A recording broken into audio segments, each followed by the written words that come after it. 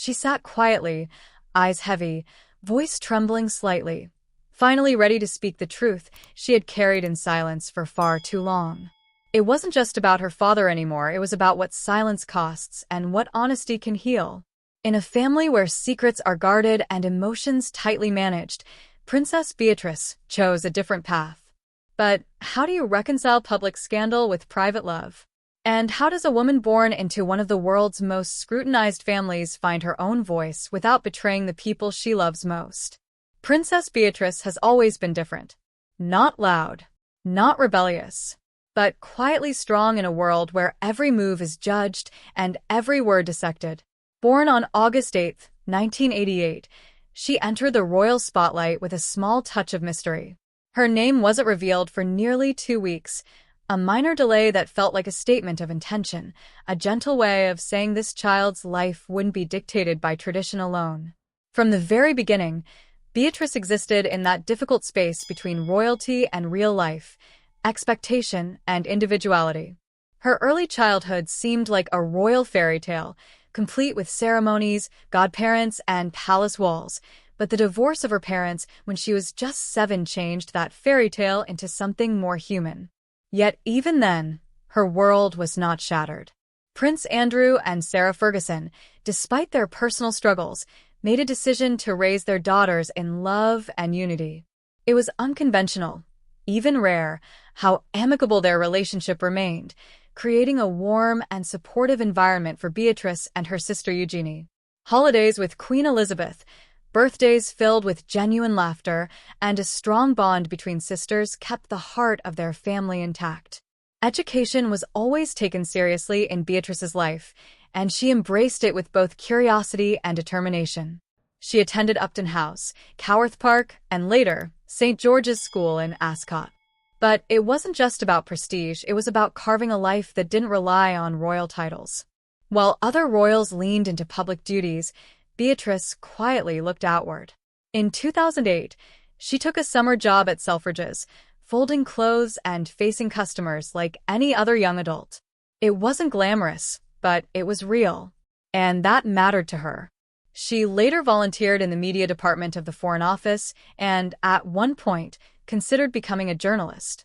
Her ambition to work for the Financial Times might have raised eyebrows inside the palace, but for Beatrice, it was simply a step toward understanding the world outside the royal bubble. In 2009, she stepped briefly into the world of film with a small, silent appearance in The Young Victoria, becoming the first royal to appear in a fictional movie. It wasn't a career move, it was a gentle rebellion, a way to break the mold without breaking the rules. Her internship at Sony Pictures was promising until a massive cyberattack in 2014 forced it to end prematurely. But setbacks didn't shake her. Instead, she chose to move to New York City in 2015, far from the British press, to live and work more freely. There, she worked full-time under the name Beatrice York, maintaining a lower profile while building a career she could call her own. Today, as Vice President of Partnerships and Strategy at a tech company called Affinity, she champions programs that help women grow into leadership roles. She hasn't shed her royal identity, but she's never let it define her limits either. Despite her choice to live largely outside the spotlight, Beatrice has always shown up for the moments that matter: royal weddings, charity events, fashion engagements, but she does so on her own terms. She has no official royal duties, which gives her the freedom to be fully present in both the royal world and the one she's built for herself. That balance continued in her personal life when she met Edoardo Mapelli Mazzi in 2018. A successful property developer and father to a young son, Edoardo brought a new dimension to Beatrice's life. Their relationship moved quietly but steadily, and by September 2019, they were engaged. Like so many others, their wedding plans were disrupted by the pandemic. But unlike most royal weddings, theirs wasn't postponed indefinitely. It just became something more intimate. On July 17, 2020, they married privately at the Royal Chapel of All Saints in Windsor. The gown she wore was vintage, borrowed from Queen Elizabeth, and the tiara was the same one the Queen wore on her own wedding day. That moment of shared history felt like a quiet blessing, a bridge between generations. Beatrice embraced her role as a stepmother to Eduardo's son, Christopher, lovingly known as Wolfie. In September 2021, their daughter Sienna Elizabeth was born. With her name, they honored Queen Elizabeth once more, adding another chapter to their family's evolving legacy.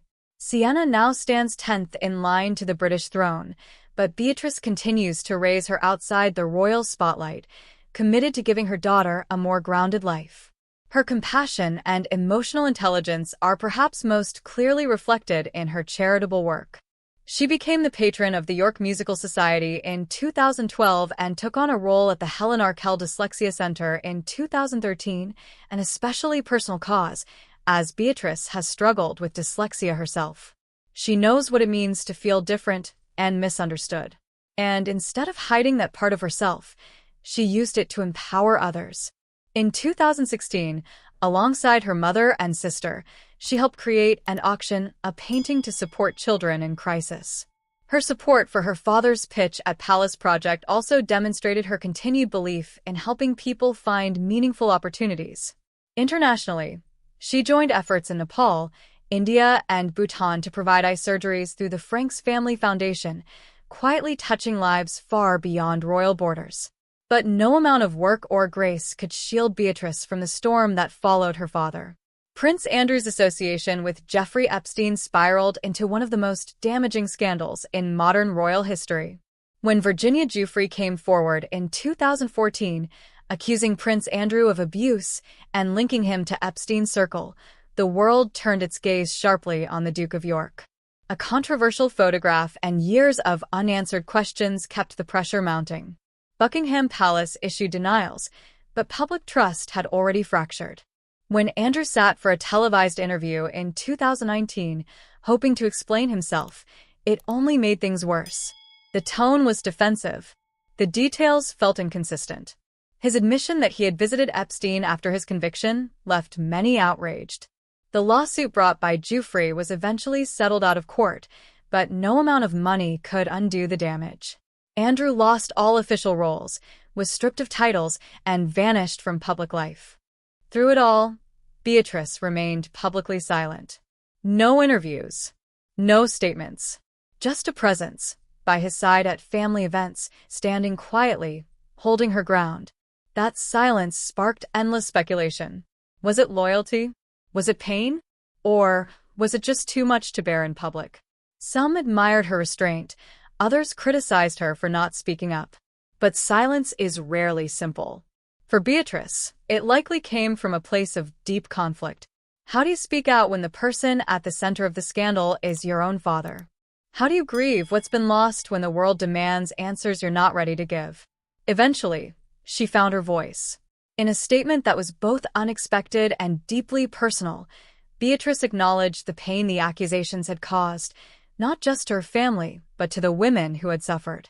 She said she believed them. She said the silence had weighed on her. She didn't disown her father, but she didn't excuse him either. Her words carried the weight of truth spoken late, but not too late. She reminded people that love and accountability can coexist, that you can care for someone deeply and still recognize their faults. It was a moment of rare honesty, and it changed how many people saw her.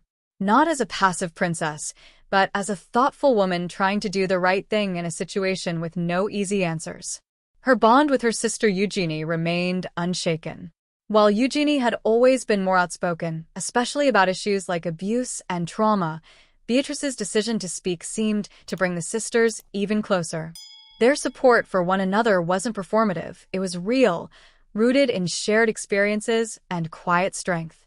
Together, they represented a new kind of royal image, one that prioritizes emotional intelligence over tradition and personal truth over polished appearances. The scandal didn't just affect Prince Andrew. It forced the entire royal family to reevaluate how they handle public accountability. In the age of constant media scrutiny, the old way of keeping things behind closed doors no longer works. Beatrice's honesty showed that vulnerability isn't a weakness, it's a form of leadership. She proved that even within an ancient institution like the monarchy, there is room for growth, for acknowledgement, for humanity. More trouble followed Andrew in the years after the Epstein settlement. Leaked emails and insider reports painted a troubling picture of his alleged involvement in questionable business deals, including controversial connections to arms sales and Chinese political figures. These revelations further isolated him from the royal family, and protests outside Buckingham Palace made it clear that the public's patience had run out. But Beatrice, even in this mess, held steady, not by defending him, but by continuing to live her truth. Her life today looks nothing like the one she was born into. She's a working mother, a wife, a stepmother, a quiet royal who has faced public heartbreak with private strength. Her story isn't flashy or loud, but that's exactly what makes it resonate. In a world that often demands perfection from public figures, Princess Beatrice stands as a reminder that resilience is rarely dramatic. It's often soft, steady, and sincere. If this story moved you, or helped you see a side of royalty you never noticed before, consider liking this video and subscribing to the channel. There are many more untold stories like this one that deserve to be heard.